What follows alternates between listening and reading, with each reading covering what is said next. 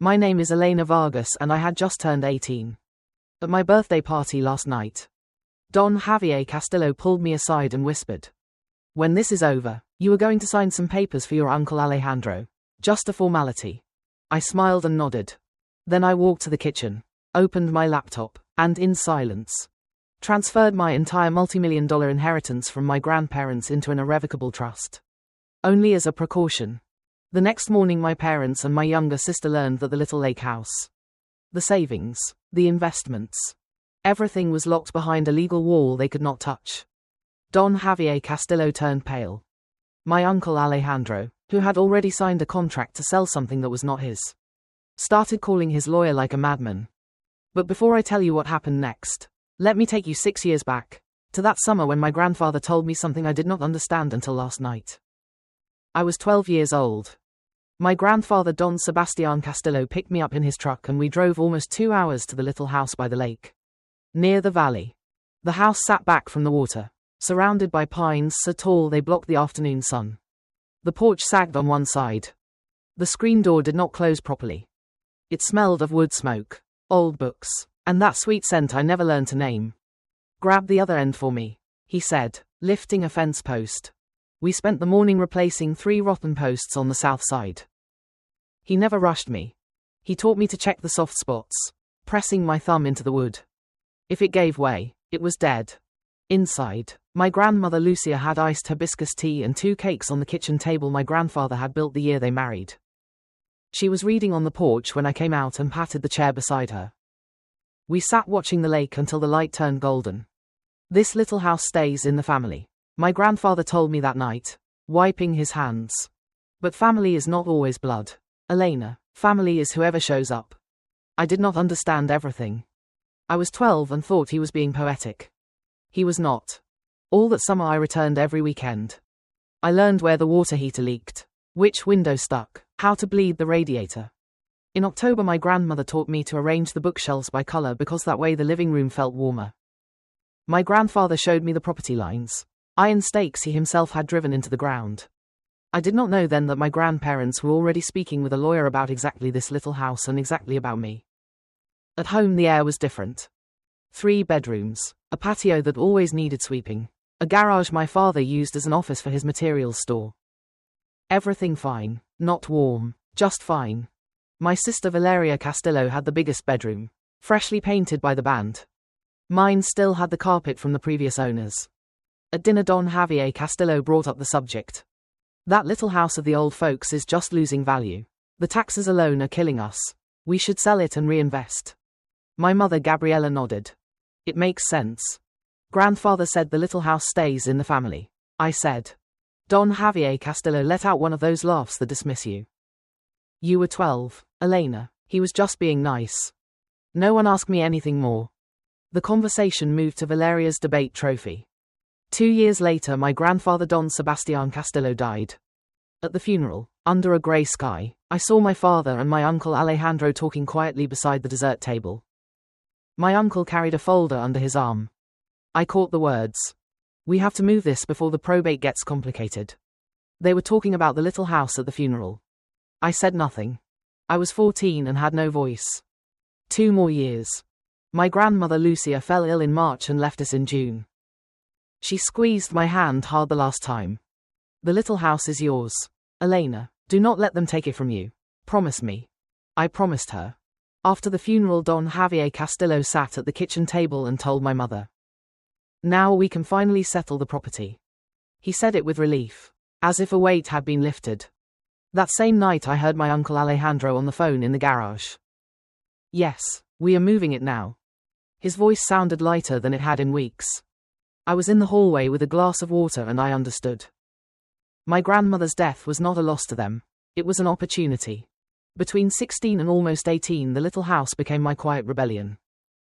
Every Saturday I drove to the lake in the old car I had bought with babysitting money. I fixed the porch screen, replaced the weather stripping on the back door. I swept the pine needles from the roof because my grandfather taught me that is how leaks begin. At home the conversations changed. The little house stopped being the grandparents and started being the family property. My uncle Alejandro came every other Sunday with folders and a laptop open to real estate listings. Once I tried to mention my grandmother's wish. My mother set down her fork with that gentle firmness she used before correcting Valeria's homework. Your grandmother was very sentimental at the end. Sweetheart, this is business. At 17, Don Javier Castillo became more direct. When you turn 18, we settle it as a family. The way he said family, I already knew it meant his way. One November afternoon, alone in the little house, I was cleaning the hallway closet. Behind some old blankets I found a sealed envelope in my grandmother's handwriting.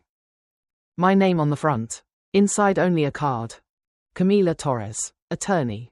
Below in small letters, Lopez Family Trust. My hands trembled. Not from fear, from recognition. My grandmother had left this for me to find. 3 months before I turned 18, the attorney Camila Torres called me first. Elena, this is Camila Torres, your grandparents' lawyer. I need to see you before your birthday. There are things you must know and there is not much time. I went alone to her office. She explained that my grandparents had created an irrevocable trust 6 years earlier. The little house, a savings account, and an investment portfolio. Total value more than $2 million. Everything in my name as sole beneficiary. The title to the little house had been registered under the trust for 6 years. My parents and my uncle had no rights at all. Your grandfather told me word for word, my children will sell that little house before the funeral flowers wilt. From that day I began paying attention without being noticed. The following Sunday my uncle Alejandro came for dinner. Afterward he and my father went into the garage. I heard everything. He had already signed a purchase contract for $450,000 with a development company. They only needed to clear the title. They planned to execute a deed of transfer into his name and sell. That night I sent a message to Camila. They are speeding things up. She answered, I expected it. Come Saturday, we will prepare everything. The night before my birthday I drove alone to the little house. The lake was dark under the half moon. I sat in the porch chair that had been my grandfather's. It smelled of rain and pine resin. I opened the package Camila had sent me, the document accepting me as successor beneficiary. At midnight I signed every page. At 12:03 I was of age and the sole legal owner of the trust. My birthday party started at 4 in the afternoon. Balloons, cake from the corner bakery, 20 people. Neighbors, friends of my parents, the family of Valeria's best friend. I smiled, opened little gifts, kept the signed document in the pocket of my jacket. Don Javier Castillo stood by the cake table and tapped his glass. I want to say that Elena is officially an adult. Gabriella and I are very proud. And as a family we have exciting plans for the future. He looked at me and smiled. Right, Elena? Everyone turned to me. I set my fork on the plate. The clink was the only sound. I never agreed to sell the little house. Father. The silence that followed was so heavy it could be cut. My uncle Alejandro took a step forward from the doorway. Come on, Elena, this is not the time or the place. I took a slow sip of water. You are right, uncle, the moment is tomorrow at 8 in the morning. The guests began leaving quickly after that. In half an hour only the family remained. My mother came at me in the kitchen. Do you have any idea what is happening? Your father could lose the house. Elena, and you cling to a little house you visit on weekends. I looked her in the eyes.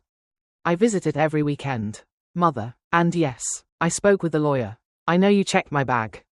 Nora, the neighbor from the lake house who had come to the party, spoke from the kitchen doorway. This girl has every right to speak with a lawyer. Gabriella, Lucia would have wanted it this way. That night, at 8 the next morning, Camila arrived first at the public registry office. She presented the trust and the notice of pending litigation. They registered it. The little house was frozen. No one could touch it. At 9:05 my father and my uncle arrived with the deed of transfer. The clerk at the counter looked at it, typed, and said, I cannot register this, gentlemen. The title has been under the Lopez family trust for 6 years and this morning a pending litigation was recorded. My uncle turned pale. My father looked at him slowly. Didn't you say it was simple? At 9:22 my father called me from the parking lot. His voice trembled. What did you do, Elena? I accepted what my grandparents left me. That is all. You went behind our backs with a lawyer.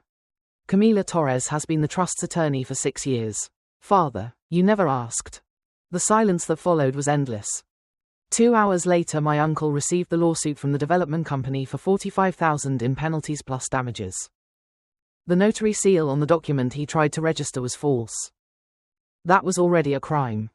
In the following weeks, everything collapsed like dominoes. My uncle lost his real estate agent license. My father had to sell the store at a loss. My mother went back to work at a pharmacy after 10 years. The house was barely saved. I did not feel triumph. I felt the exhaustion that remains after a long illness. 3 weeks later, I sat with my parents in a neutral cafe. I told them I loved them, but that the little house was never for sale, and that if we wanted a relationship, it had to be based on respect. Not guilt, and not money. Don Javier Castillo stared at his coffee for a long time. I do not know how to fix this. You do not have to fix it today, I answered. I left money for the 3 coffees and walked out. My sister Valeria Castillo arrived one Sunday at the little house with a pizza. We sat on the porch eating and watching the lake. We did not talk about parents or trusts. We talked about her school project, the heron on the dock, whether we should replace the dock boards this summer. The little house did not only protect a property, it made space for something new to begin.